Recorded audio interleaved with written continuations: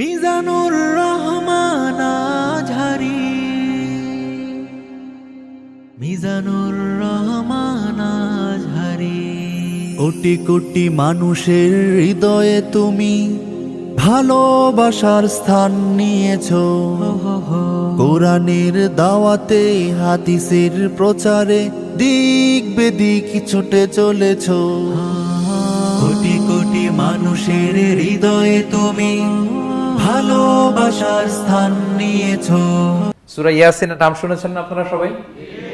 মুখস্থ আছে না অনেকের?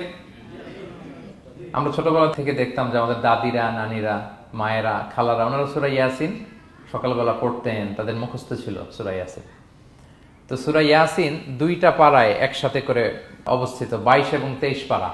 এটা মাক্কি সূরা, ধারাক্রম অনুসারে এটা কোরআনের 36 নম্বর সূরা। এই সূরাটির আয়াত সংখ্যা মোট 83। এই সূরার অনেক ফজিলত আছে, কিন্তু ফজিলতগুলো বেশিরভাগ দুর্বল সনদের। একটা শুধু হাসান পর্যায়ের হাদিস পাওয়া যায়, বাকি সব দুর্বল। তো দুর্বল হলেও সমস্যা নাই, ফজিলতের ক্ষেত্রে দুর্বল হাদিস গ্রহণ করা যায়। কি কি আছে?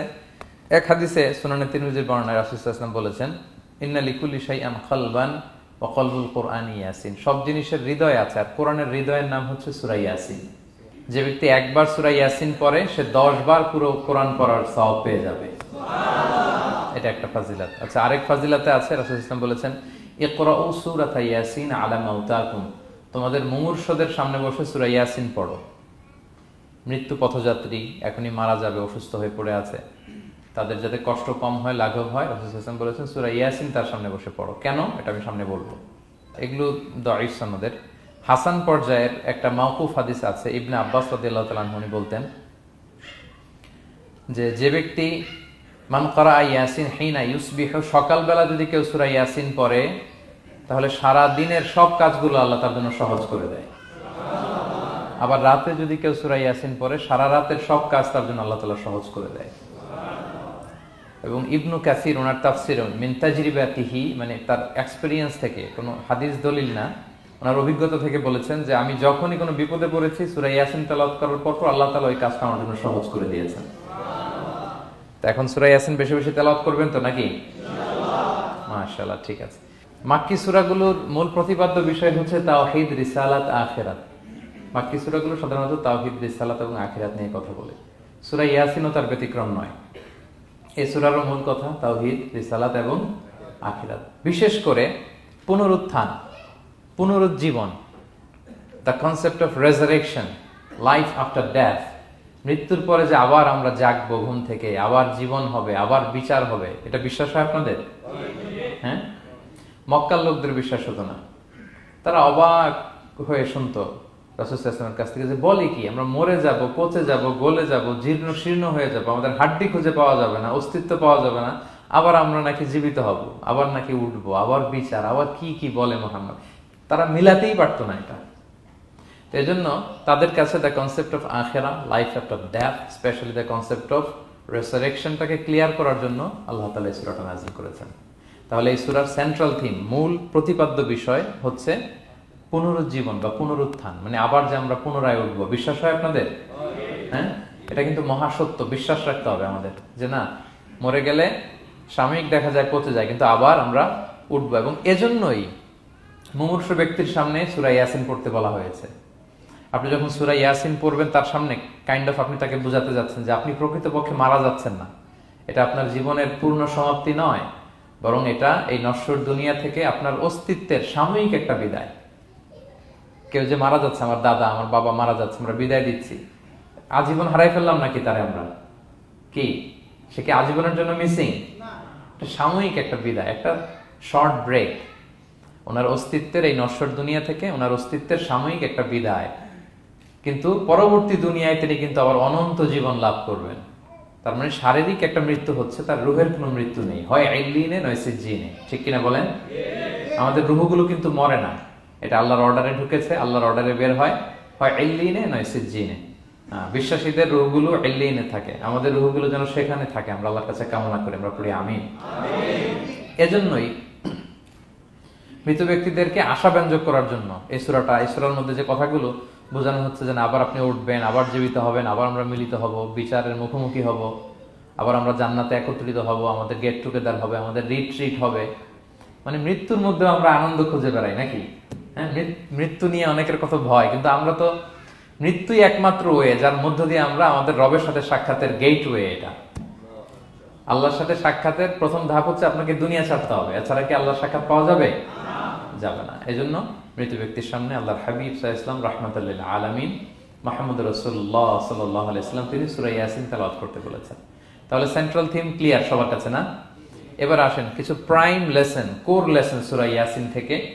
আমি সম্ভবত গত বছর আমার ভেরিফাইড ফেসবুক পেজ থেকে আমি 4টা লাইভ সিরিজ করেছি 4 ঘন্টার সূরা ইয়াসিনের উপর। আপনারা শুনবেন এগুলো, খুবই ওয়েল ডকুমেন্টেড ম্যানারে একাডেমিক ওয়েতে আলোচনা করেছি। যাদের সময় আছে শুনবেন এই লাইভগুলো। তো আমি এখন শুধু সার নির্যাসটা প্রাইম লেসন বা কোর লেসনগুলো নিয়ে আসি। 1 নম্বর লেসন হচ্ছে আল্লাহ তাআলা বলেছেন যে কোরআনের আয়াতগুলো একটার সাথে আরেকটা well connected, completely well net, এটা ওয়েল প্রোটেক্টেড। ওয়ান ডাজন্ট বলে differ the other or contradict the other. কোনো আয়াত আরেক আয়াতের বিপরীতে যায় না, একটা আরেকটা সম্পূরক, পরিপূরক, ওয়েল নেট, ওয়েল কানেক্টেড। এটাই প্রমাণ করে যে এটা কার কাছ থেকে নাজিল হয়েছে? আল্লাহ সুবহানাহু ওয়া তাআলার কাছ থেকে নাজিল হয়েছে। আল্লাহ তাআলা এটাই বলেছেন ইয়াসিন, তারপরে ওয়াল কুরআনিল হাকিম। হাকিম বিমানা মুহকাম, মানে কোরআনের আয়াতগুলো পোক্ত। এটা হচ্ছে completely well net, perfectly connected, একটা আরেকটার সাথে কানেক্টেড। এক আয়াত ইফাসসিরু বা'দুহু বা'দান, এক আয়াত আরেক আয়াতকে ব্যাখ্যা করে। অনেক কথা কোরআনের এক জায়গায় সংক্ষেপে বলা হয়েছে, আরেক জায়গায় বিস্তারিত, এক জায়গায় ছোট করে আরেক জায়গায় বড় করে। কোন আয়াত আরেক আয়াতের সাথে কন্ট্রাডিক্ট করে না। আল্লাহ তাআলা বলছেন আফালা ইয়াতাদাব্বারুনাল কুরআন ওয়ালাউ কানা মিন ইনদি গায়রিল্লাহি লাওয়াজাদু ফীহি ইখতিলাফান কাসীরা। তারা কি কোরআন নিয়ে গবেষণা করবে না? এই কোরআন যদি আল্লাহ ছাড়া অন্য কারো কাছ থেকে নাজিল হতো তাহলে তারা কোরআনের মধ্যে অনেক বিরোধ দেখতে পেত, পরস্পর বিরোধ, অনেক বিরোধ দেখতে পেত। কিন্তু কোরআনের ভেতরে এই পুরো 30 পারায় কোথাও কি এক আয়াতের সাথে আরেক আয়াতের কন্ট্রাডিকশন আছে? কোনো বিরোধ আছে বলেন? না, এটা ওয়েল নেট, ওয়েল কানেক্টেড। অন্য আয়াতে আল্লাহ বলছেন লা ইয়াতিহিল বাতিলু মিন বাইনি ইয়াদাইহি ওয়ালা মিন খালফি। সামনে থেকে পেছন থেকে কোরআনে কোনো বাতিল অনুপ্রবেশ করতে পারে না, কারণ তানজিলু মিন হাকিমিন হামিদ, এটা প্রজ্ঞাময় প্রশংসিত আল্লাহর পক্ষ থেকে এটা প্রোটেক্টেড একটা কিতাব নাজিল হয়েছে। ফলে এটা কিয়ামত পর্যন্ত প্রোটেক্টেড থাকবে। এক আয়াত আরেক আয়াতের ব্যাখ্যা করে দেয়, এটা হচ্ছে একটা ব্যাখ্যা। আবার আল কুরআনিল হাকিম মানে হচ্ছে বিজ্ঞানময় কোরআন। কোরআনের মধ্যে অনেক বিজ্ঞানের কথাও আছে। শুধু বিজ্ঞান নিয়ে কি আছে, প্রায় 1.5 ঘন্টার লেকচার আছে আমার। Scientific indications of the holy Quran, cosmic symbols, natural phenomena, cosmology, embryology, morphology, bla bla bla, অনেক কিছু। কিভাবে এই পানি উপরে যায়, ওয়াটার সাইকেল, হাইড্রোলজিক্যাল সাইকেল, বৃষ্টি হয়, সূর্য কিভাবে ডোবে ওঠে, চাঁদ, তারপর মহাবিস্ফোরণ, বিগ ব্যাং থেকে শুরু করে মায়ের পেটে বাচ্চার ভ্রূণ কিভাবে ডেভেলপ করে, যত কসমিক সিম্বল আছে কোরআনে, এটা নিয়ে আমার 1.5 ঘন্টার একটা কোরআনের সায়েন্টিফিক ইন্ডিকেশনাল লেকচার আছে। তো সেদিকে আমি যাব না। তো আল কুরআনুল হাকিমের 2টা ব্যাখ্যা হয়। এক হচ্ছে মুহকাম, মানে কোরআনের আয়াতগুলো প্রোটেক্টেড, কানেক্টেড। আরেকটা হচ্ছে কোরআনের আয়াতগুলো বিজ্ঞানসম্মত, বিজ্ঞানের সাথেও কন্ট্রাডিকশন করে না। কিছু যদি অমিল থাকে, বিজ্ঞানের অপেক্ষা করা উচিত। বিজ্ঞান সামনে আরো শিখবে, আরো জানবে, আরো ডেভেলপ হবে, তখন বারবার বিজ্ঞানের মাথা কোরআনের দিকে নিচু হয়ে আসবে। ঠিক কিনা বলেন? যত দিন যায় সহজ হয় কোরআন বোঝা আমাদের জন্য। বিজ্ঞানের আবিষ্কারের কারণে কোরআন বোঝা সহজ হয় এবং মিলে যাচ্ছে সবকিছু। তাহলে এটা হচ্ছে 1 নম্বর লেসন সূরা ইয়াসিন থেকে, যে কোরআনের সব ভার্সেস গুলা আর পারফেক্টলি কানেক্টেড, ইন্টারকানেক্টেড। 1 নম্বর। 2 নম্বর হচ্ছে সূরা ইয়াসিনের 10 নম্বর আয়াতে আল্লাহ তাআলা বলেছেন ওয়াসাওয়াউন আলাইহিম আনযারতাহুম আম লাম তুনজিরহুম লা ইউমিনুন। হে নবী, আপনি তাদেরকে ওয়ার্নিং দেন আর না দেন সমান সমান, কাজ হবে না। এর কারণ হচ্ছে জেনে বুঝে যদি কেউ সত্যকে প্রত্যাখ্যান করে, তার অন্তরে আল্লাহ মোহর মেরে দেন। জেনে বুঝে সত্যকে প্রত্যাখ্যান করলে, আমি বুঝি নাই, আমি শুনি নাই, আমি জানি নাই, এটা আল্লাহ মাফ করবে। আমি কনভিন্স হই না, এই জন্য মানতেছি না, কিন্তু আমি জানি এটা সত্য, এরপরেও যদি সত্যটা গ্রহণ না করি, তাহলে কার মুক্তি আছে বলেন তো? না, তাহলে মুক্তি নেই। এজন্য যারা সত্যান্বেষী তাদেরকে আল্লাহ পছন্দ করেন। ভুল করে না এরকম কোনো মানুষ নাই পৃথিবীতে। সবাই আমরা ভুল করি, সবার ভুল হয়, এটাতে কোনো অসুবিধা নেই। কিন্তু জেনে আমি সত্যকে মানবো না, এটা আল্লাহ কখনো মেনে নেয় না। অন্য আয়াতে সূরা বাকারা আল্লাহ বলছেন খতামাল্লাহু আলা কুলুবিহিম ওয়া আলা সামঈহিম ওয়া আলা আবসারিহিম গিশাওয়া ওয়া লাহুম আযাবুন আযীম। যারা জেনে বুঝে সত্যকে মানে না, নেগলেক্ট করে, তাদের অন্তরে আল্লাহ সিল গালা মেরে দিয়েছেন। কর্ণকুহরে ছিপি ঢুকিয়ে দিয়েছেন, চোখের সামনে পর্দা, আর কিছু দেখে না, কারণ ওরা সত্যটা মানতে চায়, নিয়তি করে ফেলছে যে আমি মানবো না। কেউ যদি নিয়ত করে ফেলে যে আমি বুঝবো না, যত বুঝাক তারা বুঝানো যাবে। আমরা বাংলা একটা কথা বলি না যে ঘুমিয়ে থাকলে তাকে জাগানো সহজ, কিন্তু ঘুমের ভান ধরলে, ভান ধরে আছে ওরা তো ধাক্কা মারতেছি, টানতেছি, ওকে উঠবে ঘুম থেকে না। এটার উদাহরণ দেখেন আবু জাহেল আর ওমরে ফারুক রাদিয়াল্লাহু তাআলা আনহু, দুইজনই ইসলামের শত্রু ছিল, ইসলাম বিরোধী ছিল, কিন্তু ওমরে ফারুক রাদিয়াল্লাহু তাআলা আনহু ছিলেন সত্যান্বেষী, সত্য শুনলেই মানতেন। কিন্তু আবু জাহেল ছিল তার বিপরীত, সে ছিল গোড়া, অহংকারী, ইগোইস্টিক সমস্যা ছিল তার। সে জানতো যে আল্লাহর হাবিব সাল্লাল্লাহু আলাইহি ওয়াসাল্লাম আল্লাহর পক্ষ থেকে নাজিল হওয়া আসা একজন রাসূল, কোরআন আল্লাহর পক্ষ থেকে নাজিল হওয়া একটা কিতাব, জানার পরেও সে মানে নাই, ফলে তার নসিবে হেদায়েত জোটে নাই। কিন্তু ওমর ফারুক রাদিয়াল্লাহু তাআলা আনহু কিছুদিন পরেই উনি শাহাদা পড়ে ফেলছেন, এবং রাসূল সাল্লাল্লাহু আলাইহি ওয়াসাল্লাম দোয়া করেছিলেন যে আল্লাহ, আল্লাহুম্মা আইজ্জাল ইসলাম বি আহাব্বি হাযাইনি রাজুলাইনি ইনদাক, আল্লাহ দুজন লোকের যাকে তোমার ভাল লাগে তাদের একজনকে ইসলামের ছায়া তলে এনে তুমি ইসলামটাকে শক্তিশালী করো। একজন হচ্ছে আবু জাহাল, আর একজন হচ্ছে ওমর। আল্লাহ তাআলা কার জন্য দোয়াটা কবুল করেছেন বলেন তো? ওমর ফারুকের জন্য, কারণ ওনার হৃদয়টা সাদা ছিল, সাদা মনের মানুষ, কলবে সালিম, সত্য যেখানে ওইটাই উনি গ্রহণ করতেন, সত্যের সামনে দুর্বল ছিলেন। আর আবু জাহেল জেনে বুঝে সত্যকে প্রত্যাখ্যান করেছেন। সো 2 নাম্বার শিক্ষাটা আমরা যেটা পেলাম, যে জেনে বুঝে সত্য প্রত্যাখ্যান করলে আল্লাহ তার জন্য হেদায়েত বরাদ্দ রাখেন না। এজন্য আমরা আমাদের বাকি জীবনটুকু আমরা এই মেন্টালিটি, মাইন্ডসেট যেন আমাদের থাকে যে সত্য দেখলেই আমরা মানবো, যেখানেই সত্য ওইটাই আমি গ্রহণ করবো। কি বলেন? এটা যদি আমার বিরুদ্ধে যায়, আমার দলের বিরুদ্ধে গেলে, বাবার বিরুদ্ধে গেলে, মানতেই হবে আমাকে। সত্য যেখানে আছে ওখানেই আমাদেরকে ছুটে যেতে হবে। দুটো চলে গেল। 3 নাম্বার হচ্ছে, আমরা পৃথিবীতে যা করি আমরা অনেক সময় মনে করি যে দরজা বন্ধ করে দিলে, সুইচটা অফ করে দিলে আর বুঝি কেউ দেখে না। তা আসলে আমরা আসমানি বিশেষ নজরদারির ভেতরে আছি, এটা আমরা ভুলে যাই যে সবার চোখ ফাঁকি দেয়া গেল, একজনের চোখ ফাঁকি দেয়া যায় না। তিনি কে বলেন তো? লা তুদরিকুল আবসার ওয়া হুয়া ইউদরিকুল আবসার ওয়া হুয়াল লাতীফুল খাবীর। কেউ তারে দেখে না, কিন্তু তিনি সবাইকে দেখে। কোন চোখ তাকে দেখে না, কিন্তু তিনি সব চোখগুলোকে দেখে। তাহলে 3 নম্বর লেসন হচ্ছে, everything is recorded in a well documented man. আমরা যা বলি, যা করি, যা লিখি, সবকিছু রেকর্ডেড, রেকর্ড করা হচ্ছে। কিন্তু সেদিন আপনি দেখবেন, ভালো করলেও দেখবেন, খারাপ করলেও আপনি দেখবেন।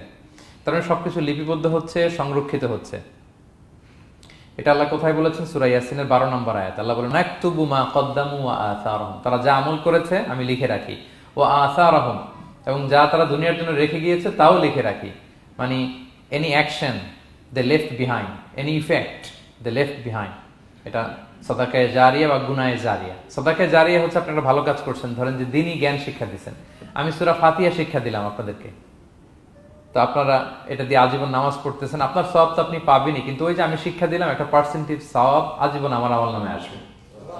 শুধু তাই না, আপনি যে আবার আরেকজনকে সূরা ফাতিহা শিক্ষা দিবেন, সে তার পরবর্তী নেক্সট জেনারেশনকে সূরা ফাতিহা, এইভাবে কিয়ামত পর্যন্ত এই চেইন ধরে সূরা ফাতিহা যত লোক শিখবে তারা তাদের সওয়াব ঠিকই পাবে, কিন্তু তার একটা পার্সেন্টেজ সওয়াব আল্লাহ তাআলা আমার আমল নামায় দিয়ে দিবে। এটাকে বলে আসার। ওয়া নাকতুবু মা কদ্দামু, নিজে যে আমল করলাম আল্লাহ বলে এটাও লিখে রাখছি, ওয়া আসারহুম, any effect you left behind in this দুনিয়া, যেটা আপনি রেখে গেছেন এটাও আল্লাহ লিখে রাখবে। এবং অকুল্লা শাইইন আহসাইনাহু ফি ইমামিন মুবিন, আল্লাহ বলেন সবকিছু একটা নথির ভেতরে নথিবদ্ধ করে। নথি চিনেন তো না? ডায়েরি, তারপর আমাদের বাংলাদেশে তো যে আগে হাল খাতা করতো না, টালি খাতা বিশাল বড় বড়, এখন আছে কিনা, বিশেষ করে মুদির দোকানে দেখা যায় বড় মোটা মোটা, ধপাস করে সে টেবিলের উপর ফেলে, তারপর আপনার নাম দেখে বের করে আপনার কত বাকি, কত দিতে হবে, এই যে টালি খাতা, হ্যাঁ, এই নথি করে রাখছে আল্লাহ তাআলা আমাদের সবকিছু যা করলাম, যেটার ইফেক্ট দুনিয়াতে আমি রেখে গেলাম। এবং অন্য আয়াতে আল্লাহ তাআলা বলছেন, মা ইয়ালফিযু মিন কওলিন ইল্লা লাদাইহি রাকীবুন আতীদ, আমি মুখ দিয়ে যা উচ্চারণ করি সব আল্লাহ তাআলা একজন পর্যবেক্ষক ফেরেশতার মাধ্যমে তুলে রাখেন, সব আপনি দেখতে পাবেন। শুধু তাই না, এখানে একটা স্পেশাল লকেট রেখেছেন আল্লাহ। আল্লাহ বলেন, ওয়া কুল্লা ইনসানিন আলজামনাহু তায়রাহু ফি উনুকিহি ওয়া নুখরিজু লাহু ইয়াওমাল কিয়ামাতি কিতাবান ইয়ালকাহু মানশুরা। প্রত্যেকের গ্রীবালগ্নে আমি একটা স্পেশাল সিম কার্ডের মতো রেখেছি, যা বলো এখানে রেকর্ড হয়ে আছে, কিয়ামতের দিন আমি সব বের করে দিব। তাহলে পালানোর জায়গা আছে? That means we are under surveillance, হ্যাঁ, 24/7 আল্লাহ তাআলা মনিটর করছেন, এবং এই বিশেষ আসমানি নজরদারি থেকে আমরা কেউই মুক্ত না। তাইলে লাইট বন্ধ করে দিলেন, দরজা আটকাই দিলেন, কেউ দেখে না, না? কেউ যেটা দেখে না সেটা দেখেন কে? আচ্ছা, তিনটা জেনে গেলেন। 4 নম্বরে হচ্ছে পৃথিবীতে সব নবীরা এক মিশন এবং ভিশন নিয়ে এসেছে। সব নবীরা লা ইলাহার দাওয়াত দিয়েছে, তাই না? এক আল্লাহর দাওয়াত দিয়েছে। আচ্ছা, কখন কি এমন হয়েছে কোন নবী এসে বলছে যে আল্লাহ একজন, আবার আরেক নবী এসে বলছে না আল্লাহ 2-3 জন হইতে পারে? হ্যাঁ, বলছে? কোন নবী এসে বলেছে মৃত্যুর পর এক জীবন আছে, হিসেব দিতে হবে, পাই টু পাই হিসেব হবে? আরেকজন বলছে না, এরকম নাও থাকতে পারে। এরকম এক নবী এক কথা, আরেক নবী আরেক কথা হয়েছে? এগুলো নবীদের মধ্যে হয়, কবিদের মধ্যে হয়। এক কবি এক কথা বলে, আরেক কবি, এক দার্শনিক এক কথা বলে, আরেক দার্শনিক আরেক কথা, এক রাজনীতিবিদ এক কথা, আরেক রাজনীতিবিদ আরেক, এদের মধ্যে ধাক্কাধাক্কি হয়। কিন্তু নবীদের মধ্যে কথার মধ্যে এগুলো আছে? কারণ তারা মন গড়া কথা বলে না। ওমা ইয়ানতিকু আনিল হাওয়া ইন হুয়া ইল্লা ওয়াহিয়ু ইউহা। তাদের কথা আসে একটা হেডকোয়ার্টার থেকে। হেডকোয়ার্টারটা কার? আসমানি রেভেলেশনের বেসিসে ওনারা কথা বলেন। মন গড়া কোনো নবী কোনো কথা বলেন না। তাহলে 4 নম্বর শিক্ষা হচ্ছে সব নবীর মিশন ভিশন এক। এজন্য তাদের মধ্যে একটা কোঅপারেশন ছিল। সূরা ইয়াসিনে চমৎকার একটা ঘটনা আছে। একটা জনপদের নাম উল্লেখ করা হয়নি, কিন্তু কোন কোন মুফাসসির বলেছেন এটা তুরস্কের আন্তাকিয়া জনপদে আল্লাহ একটা কাজে, দাওয়াতি কাজে 2 জন নবীকে পাঠালেন। কয়জন? 2 জন। কাজ একটা, কিন্তু কয়জন? 2 জন। এরকম সাধারণত অন্য নবীদের ক্ষেত্রে হয় না, কোরআনে পাওয়া যায় না যে এক কাজে এক জায়গায় 2 নবী, এরকম হয় না। এক্সেপ্ট মুসা আলাইহিস সালাম, ওনার কথা বলার জড়তা ছিল, তো উনি আল্লাহকে বলেছেন আল্লাহ আমাকে যেই তাওরাত দিয়ে পাঠালেন আমি তো কথা ক্লিয়ারলি বলতে পারি না, জড়তা, মামলিং হয় আমার মুখে। তো আমার ভাই আখি হারুন আফসাহু মিন্নি লিসান, ও আবার খুব ফ্লুয়েন্ট ছিল। আমি নেতৃত্ব দিব, কিন্তু হারুন ভোকাল দিবে, আপনি তাকে নবী বানায় দেন। মুসা আলাইহিস সালামের দোয়ার বদলতে আল্লাহ হারুন আলাইহিস সালামকে নবী বানাই দিয়েছিলেন। 2 ভাই মিলে ফেরাউনের কাছে দাওয়াতি কাজ করেছে। কিন্তু এছাড়া আর এরকম দেখা যায় না যে এক এলাকায় এক কাজে 2 জন নবী, না। এইখানে দেখা গিয়েছে আন্তাকিয়া জনপদে আল্লাহ এক মিশনে কয়জন নবী পাঠিয়েছেন? 2 জন। আচ্ছা, কিছুদিন পরে আরো একজন, তাহলে হইলো কয়জন? 3 জন। এক কাজে এক জনপদে এক এলাকায় মোট 3 জন নবী, কিন্তু এদের মধ্যে কোনো মারামারি নেই।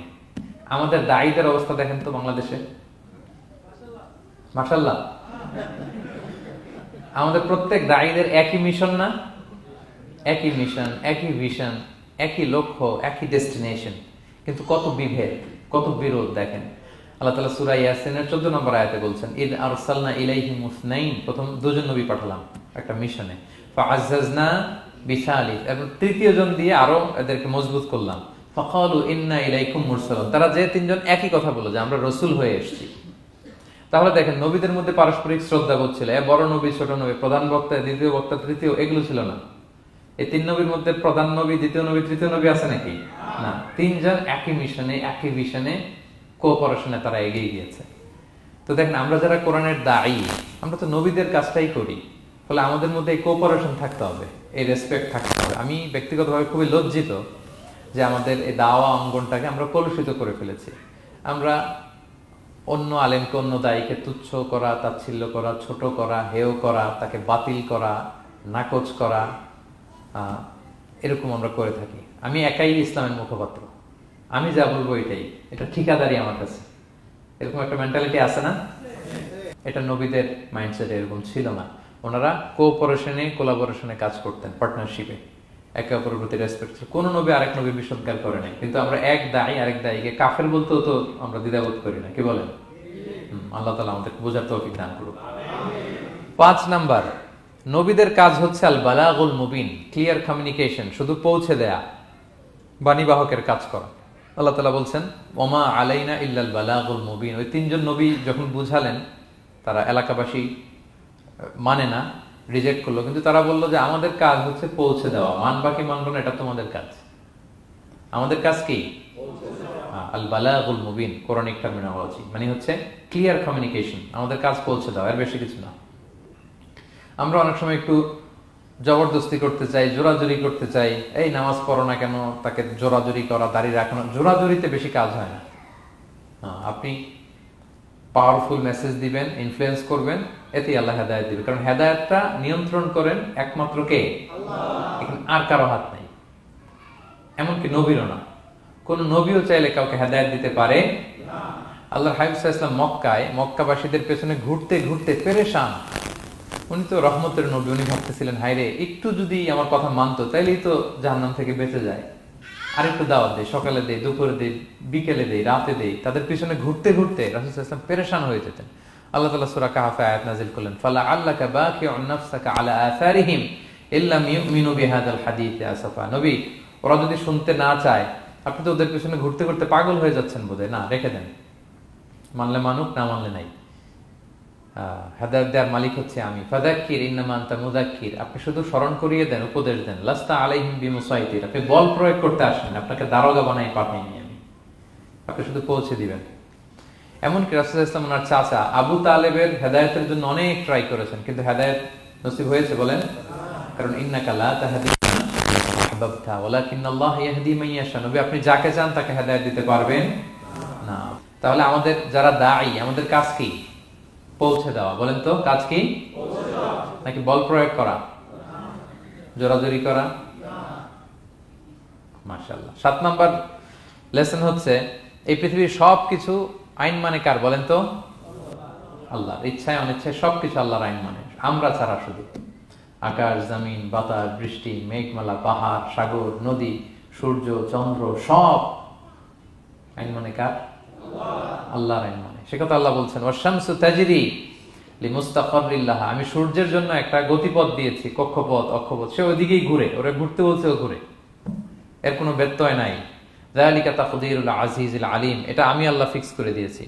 ওয়াল কামারা কাদ্দারনাহু মানাজিলা হাত্তা আদা কাল উরজুনিল কদিম, আর চাঁদকে আমি 30টা মঞ্জিল দিয়েছি। দেখবেন চাঁদ কিন্তু এক জায়গায় উদিত হয় না, 30 দিনে 30 জায়গায়, পুরো মাস ব্যাপী এদিক থেকে ওদিকে শুধু ঘুরে। এটা আল্লাহ ফিক্স করে দিয়েছে, এটা ওর বিধান। আমাদের জন্য কোরআন বিধান হিসেবে দিয়েছে, আমরা মানি না, কিন্তু প্রত্যেক প্রাণীর জন্য, সৃষ্টির জন্য যে বিধান আল্লাহ ফিক্স করেছেন ওরা ওইটাই মানে, এর একটু অ্যাকচুয়াল পরিমাণ দাম ব্যয় করে না। সুবহানাল্লাহ, সুবহানাল্লাহ। সো জগতে সবকিছু আল্লাহর দেয়া বিধান মেনে চলে, কারণ গোটা জগৎটাই তো তার। গোটা জগৎটা কার বলেন? ফলে আইনও চলবে তার। আমরা যেন আল্লাহর সবগুলো আইন মেনে চলি। 8 নাম্বার হচ্ছে, এই যে আমরা জান্নাতের কথা শুনি, কিয়ামতের কথা শুনি, আখিরাতের কথা শুনি, একদিন আমরা এটা চাক্ষুষ দেখতে পাবো, তখন আমাদের এই বিশ্বাসটা আরো প্রগাঢ় হবে। মৃত্যুর পরে যে আমাদের লম্বা ঘুম, এই আমাদের নিদ্রা ভঙ্গ যেদিন হবে, সেদিন আমরা সব দেখতে পাবো, চাক্ষুষ কিয়ামতের সবকিছু। সেটা আল্লাহ তাআলা বলছেন, নুফিখা ফিস সূরি ফাইদাহুম মিনাল আজদাসি ইলা রাব্বিহিম ইয়ানসিলুন, ইসরাফিলের সিংহার ফুৎকারে সেদিন সব মানুষ জেগে উঠবে। আপনারা ইসরাফিল আলাইহিস সালামের নাম শুনেছেন? কে উনি? একজন ফেরেশতা। উনি বড় একটা সিংহায় ফুৎকার দিবেন। সৃষ্টির পর থেকে আল্লাহ ওনাকে একটা কাজের জন্য অ্যাসাইন করেছেন, শুধু ফু দিবে 3টা। কয়টা? আর কোনো কাজ আছে? দ্যাটস ইট, দ্যাটস ইট, শুধু 3টা ফু দিবে 3 বারে।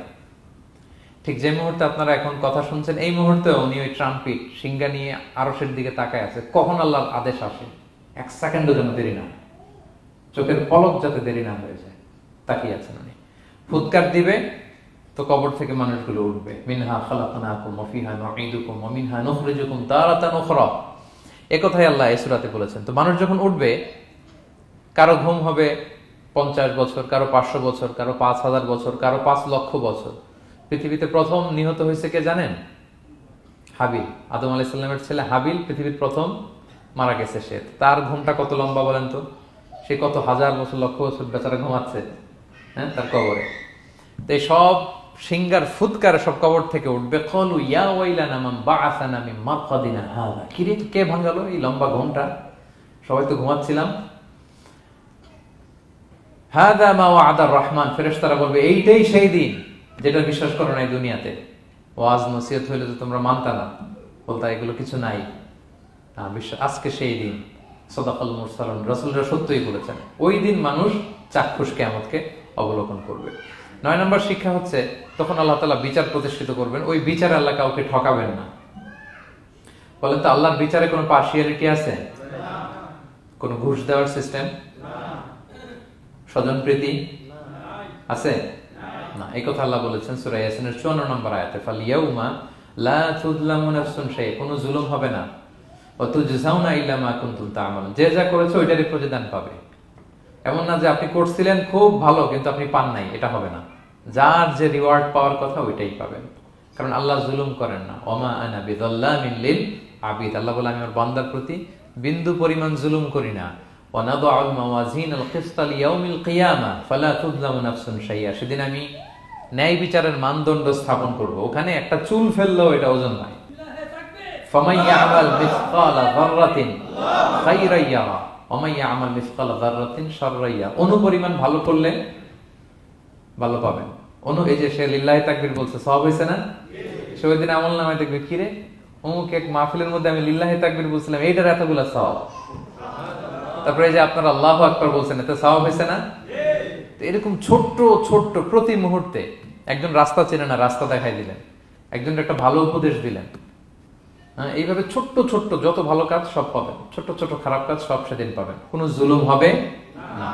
আচ্ছা, 10 নম্বর শিক্ষা হচ্ছে, যারা জান্নাতে যাবে, জান্নাতের একটা ফিচার হচ্ছে, মেজর ফিচার, জান্নাতে যে জান্নাতীরা যা চাবে তাই পাবে, কোনো না নাই সেখানে, যার যেটা মনে চায়।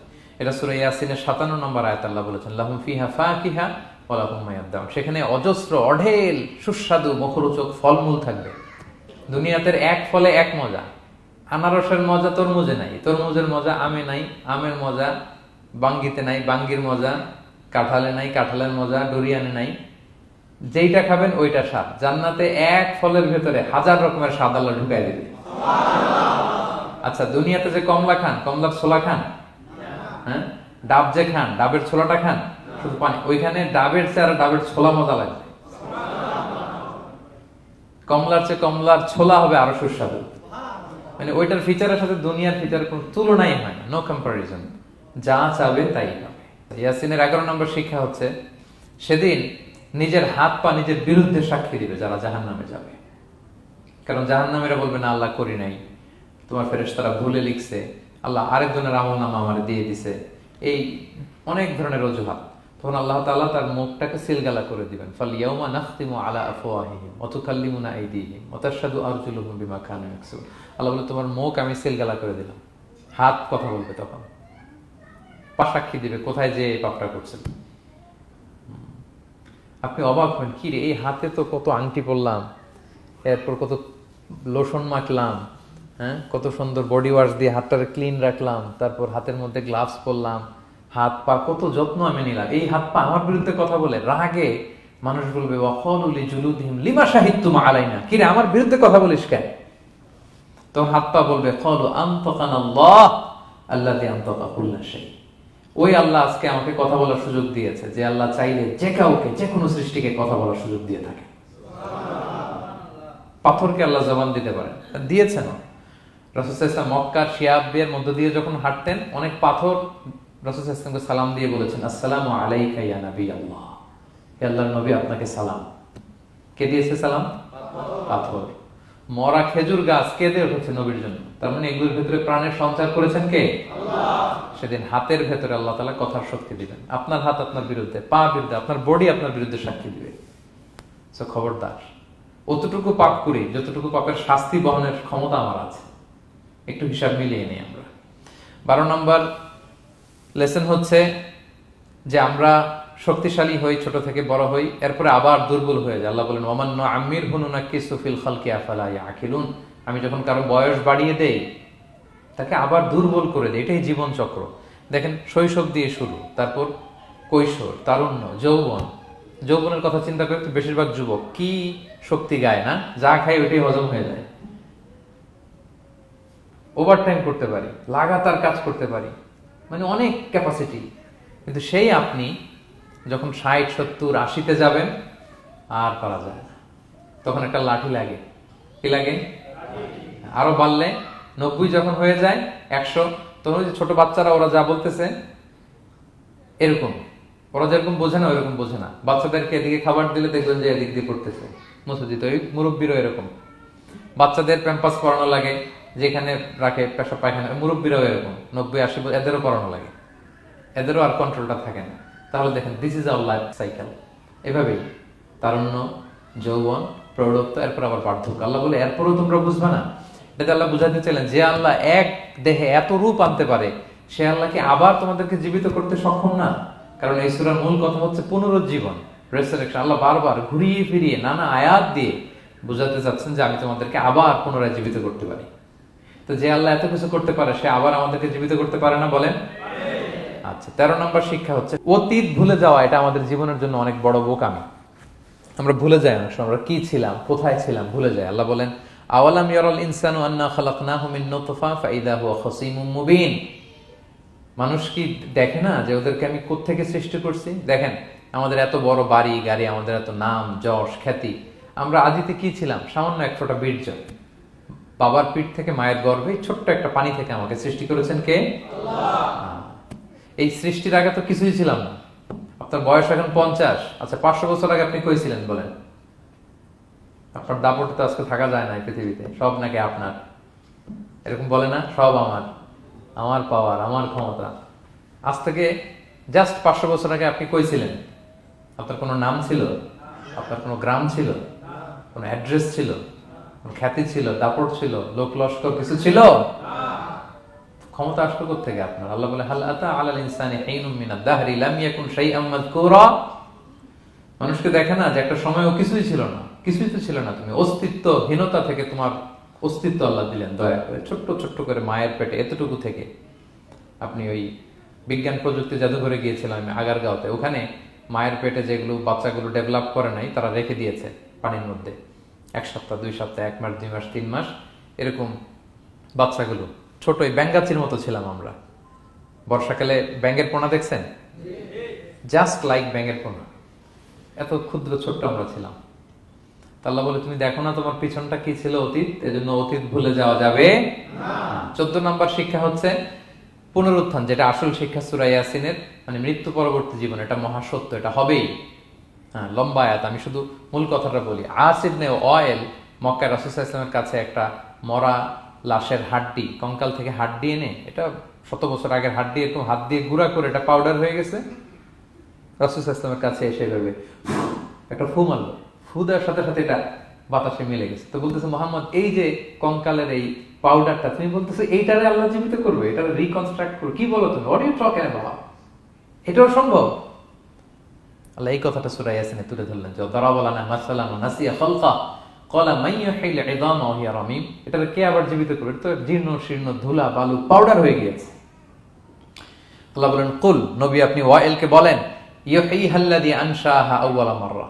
ওই আল্লাহ সৃষ্টি করবেন যে এটারে প্রথমে বানাইছিলেন। এটার তো অস্তিত্ব ছিল না। অস্তিত্বহীন থেকে যখন আল্লাহ বানাইতে পারেন, এটা মরে যাওয়ার পরে তারে আল্লাহ আবারও বানাতে পারবেন। ঠিক কিনা বলেন? আচ্ছা বলেন, কোন জিনিস প্রথমে বানানো সহজ না দ্বিতীয়বার বানানো সহজ? দ্বিতীয়বার, তাই না? তো প্রথমেই যেহেতু আল্লাহ আমাদেরকে বানাই ফেলতে পারছে, মরে গেলে গলে গেলে পচে গেলে দ্বিতীয়বার বানানো কেন জন্য কঠিন হবে? কঠিন হলে তো প্রথমবার হওয়ার কথা ছিল, যেহেতু নমুনা ছিল না। আল্লাহর কাছে কোনো মডেল ডিজাইন ছিল যে এটার আলোকে এটা ছিল? তো সেই আল্লাহ যখন আমাদেরকে বানাই ফেলতে পারছেন প্রথমবার, দ্বিতীয়বার কি তার জন্য কঠিন না সহজ? তখন বিষ্ণু ইসলাম বললেন যে এই পাউডার, তুমি যে কঙ্কালের হাড্ডি ফু দিয়ে বললা, এটাকে আল্লাহ জীবিত করবেন, অনুরূপভাবে তোমাকেও জীবিত করবেন এবং তোমাকে জাহান্নামে নিক্ষেপ করবেন। আল্লাহ জাহান্নাম থেকে আমাদেরকে হেফাজত করুন। সহিহ মুসলিমের হাদিস, আল্লাহর হাবিব সাল্লাল্লাহু আলাইহি ওয়াসাল্লাম বলেন, ইন্না ফিল ইনসানি আযমান, মানুষের দেহে একটা হাড্ডি কণিকা আছে, লা তাকুলহুল আরদু আবাদা। এই হাড্ডি কণিকা জমিন কখনো খেতে পারে না। মানে আমাদেরকে কবর দিয়ে দিলে তো মাটি পুরো লাশটা খেয়ে ফেলে, 50-100 বছর পরে আর কিছুই থাকে না। আসলে আমাদের হাড় গোড়ও থাকে না, ওইটাও পাউডার হয়ে যায়, পোকামাকড় খেয়ে ভ্যানিশ। কিন্তু একটা জিনিস ছাড়া, আমাদের এই যে শির দ্বারা ব্যাকবোন, আমাদের স্পাইনাল কর্ডের একেবারে নিচে ট্রায়াঙ্গেল ছোট্ট একটা হাড্ডি কণিকা আছে, ত্রিভুজ আকৃতির। এটাকে ডাক্তারি ভাষায় বলে কক্সিক্স টেইল বোন, পুচ্ছাস্তি বলে। এই ছোট্ট কণা, এইটা নষ্ট হয় না। আল্লাহ বলে, এইটাকে বেইস ধরে আমি কিয়ামতের দিন তোমাদের সবাইকে আবার জীবিত করব। হিন্দুরা যে শ্মশানে লাশ পোড়ায়, সব পুড়ে যায়, কক্সিক্স পুরো নয়, ছোট্ট কক্সিক্স কোথা হয় জানেন? গরুর লেজটা যেখান থেকে শুরু হয় ওই জায়গায়, মানে আমাদের শিরদাঁড়ার একেবারে নিচের দিকে ছোট্ট একটা ট্রায়াঙ্গেল হাড্ডি কণিকা আছে, খুবই ছোট ট্রায়াঙ্গেল বোন পার্টিকেল। এটা থেকে আল্লাহ সৃষ্টি করবে। এটা বিমানের ব্ল্যাক বক্সের মতো, বিমান জ্বলে পুড়ে যায়। সাগরের নিচে গেল ব্ল্যাক বক্স কিছু হয় না, জানেন?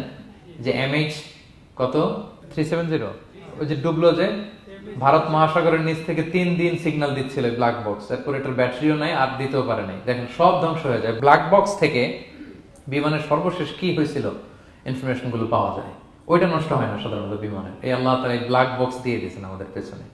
আজবুল জানাব, এখান থেকে আল্লাহ তাআলা সেদিন আমাদেরকে রিকনস্ট্রাক্ট করবেন। তাহলে পুনরুত্থান, আবার যে আমরা জীবিত হবে, এটা বিশ্বাস হয় আপনাদের? হয়। এটা করতে আল্লাহ কিছুই লাগে না, শুধু কুন বললেই হয়ে যায়। কি বললে? এই কুন কথা দিয়ে আল্লাহ তাআলা শেষ করেছেন সূরা ইয়াসিন। আল্লাহ বলেন যে আল্লাহর যে অসীম ক্ষমতা, এটা শুধু কুন বললেই হয়। ইন্নামা আমরুহু ইযা আরাদা শাইআন আইয়াকুলা লাহু কুন ফায়াকুন। কুন হও, ফায়াকুন হয়ে যায়। বি ইট ওয়ান্স, হও বলতে হয়ে যায়। তাই বলে কি আল্লাহ হও বলাটাও জরুরি না? তিনি হও বলারও মুখাপেক্ষী না। দুনিয়াতে আমাদের বোঝানোর জন্য তিনি বলছেন যে আমি কুন বললেই হয়ে যায়, ওনার কুনও বলা লাগে না, চিন্তা করা মাত্রই হয়ে যায়। ফাআলুল লিমা ইউরিদ, তিনি যা ইচ্ছা তাই করতে পারেন। সো সেই আল্লাহকে যেন আমরা ডাকি, তার কাছে যেন আমরা ফরিয়াদ করি, আমাদের মনের আকুতি, চাহিদা, প্রার্থনা তার কাছে যেন আমরা নিবেদন করে পেশ করি। আল্লাহ তাআলা আমাদের সবাইকে কথাগুলো বোঝার ও আমল করার তৌফিক দান করুন।